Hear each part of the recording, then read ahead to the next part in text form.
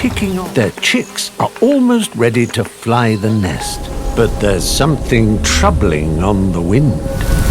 The tinder-dry grassland is dangerously vulnerable to bushfires. Bushfires can reach more than 1,000 degrees Celsius, destroying everything in their path.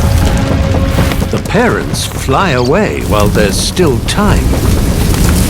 The chicks have one last chance to follow, but now it's too late.